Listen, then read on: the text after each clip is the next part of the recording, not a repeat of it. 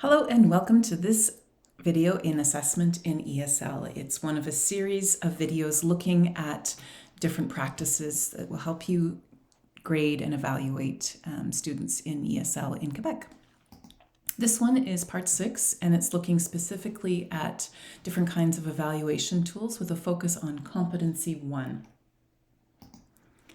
The objectives for this video are to understand what competency 1 is, to look at the evaluation criteria, to explore some activities and approaches to use when planning to evaluate competency 1, and finally to look at some evaluation tools you can use. So let's get started.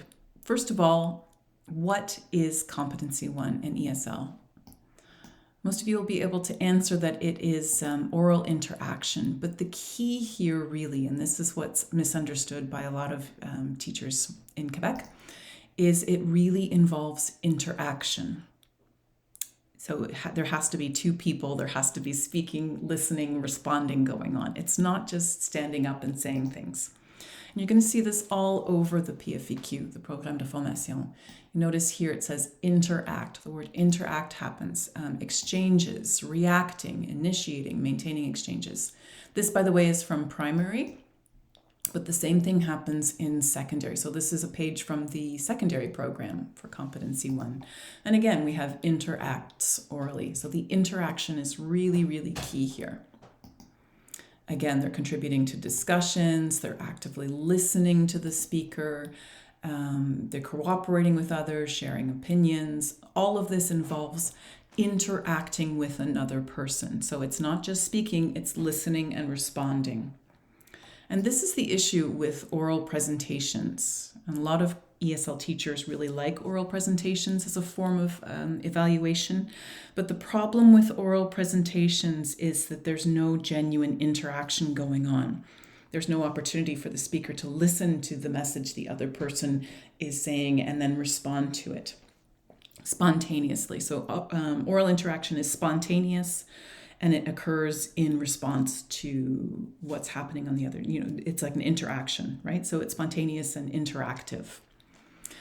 So that doesn't mean we need to throw oral presentations out the window. If you really like to have students learn about a topic and then present what they've learned to their peers, my suggestion would be to consider instead a science fair kind of format.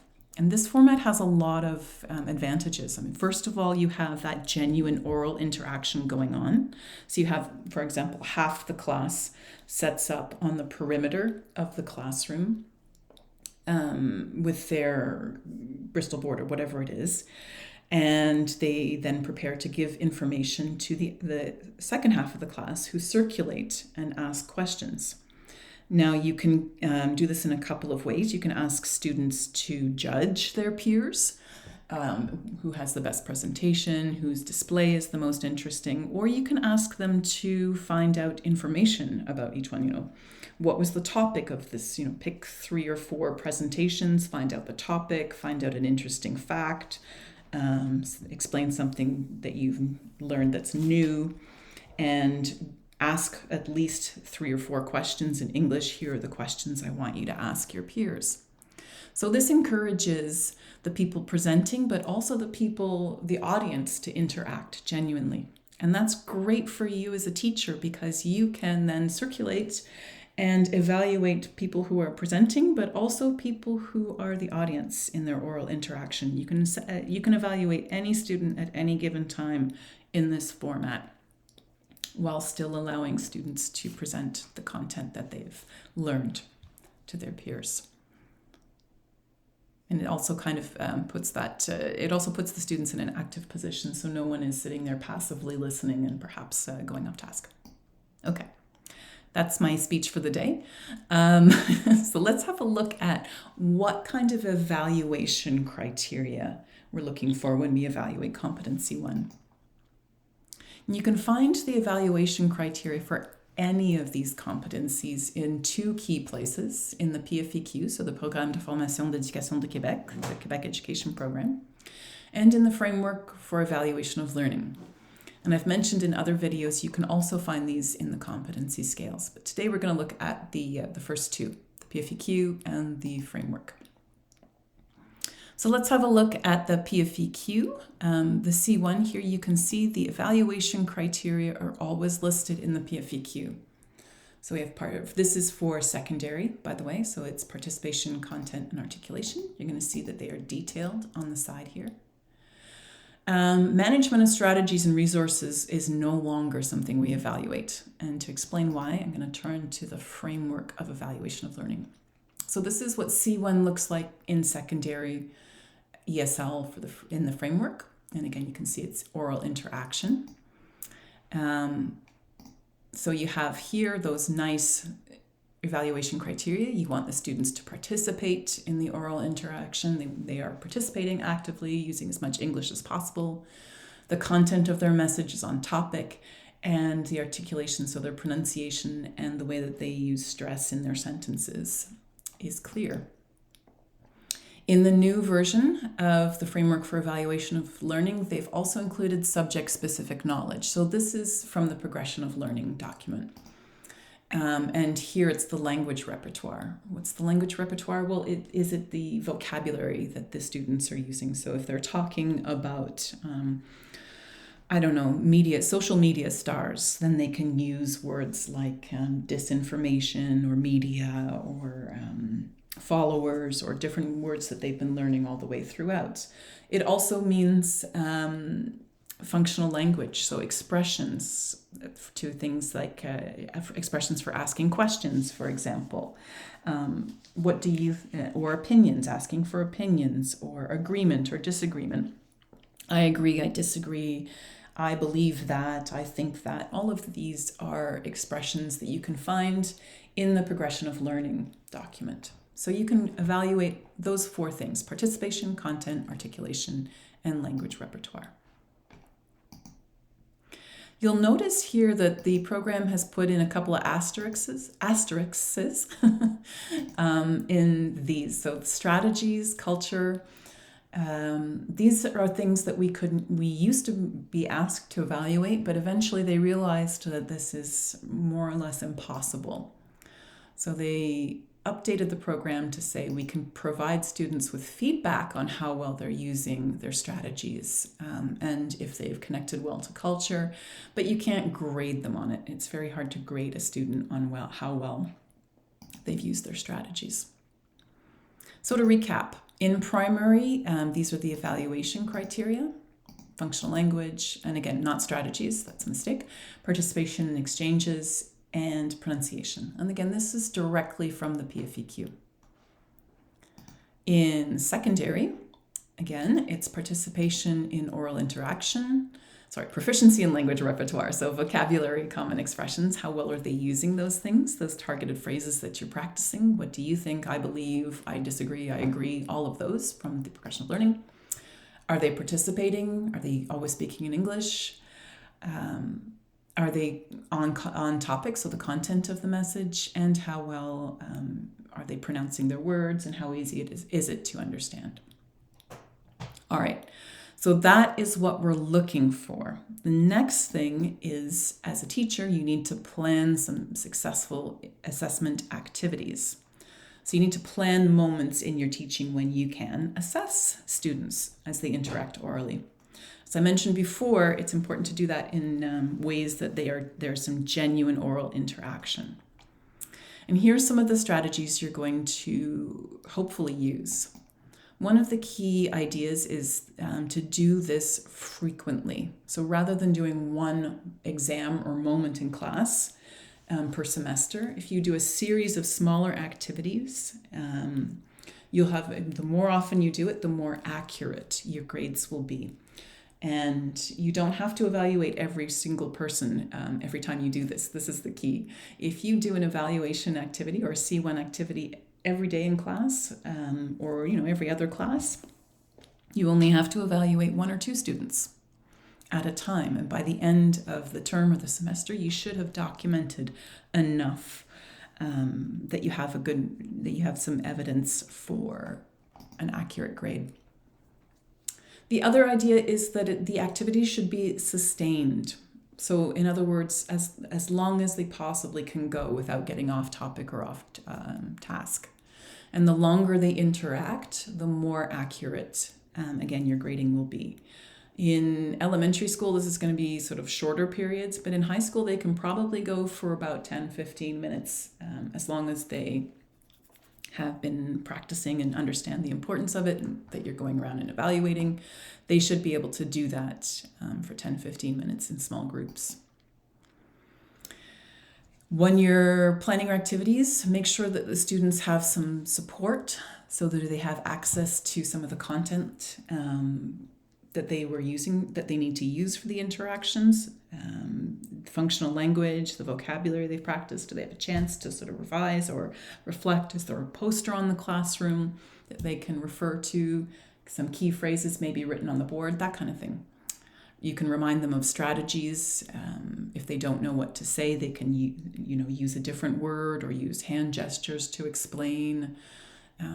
These are all, again, in the progression of learning document, so different strategies. Another thing to think about is try and create activities that are low anxiety and low risk. So some of the examples of these are, put them in pairs or small groups rather than larger groups in front of the class. If students are feeling less anxious, then they're more likely to do better.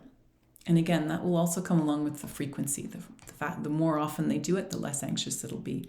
Games are also a great way of, reducing anxiety. So I often use the example of Go Fish, the card game, to practice yes/no questions, but you could use something like Pictionary, or other things like that will practice just speaking in English in low-risk situations. And finally, just remember genuine interaction. Okay, so there has to be listening, interacting, spontaneous responses involved. So what are some ideas? Well, I have a whole document that you should have access to, and I'll put a link to this in the video somewhere. But here are some examples of cooperative and interactive activities and structures to use when evaluating C1. So the speed dating format, so you can set students up in a circle or in a line and give them 2 minutes to talk about a topic that you've prepared before they switch and talk to the next person. You can do the science fair, which I've previously talked about. Think, pair, share. So students get an opportunity to think about a question, pair with a partner, and then share with a larger group or the class. An opinion rating exercise where students are given a series of statements and they have to rate whether or not they agree or disagree strongly or disagree or agree strongly with a statement, and then compare with a partner or a small group, which is a lot of fun because it gives them time to argue their opinion. Problem solving. So this is like you crash in a desert and you have only room in your backpack for 10 items. Which of the 10 items are you going to bring out of the 20 available to you? So they work in their partner groups and they try and figure out which items they're going to bring.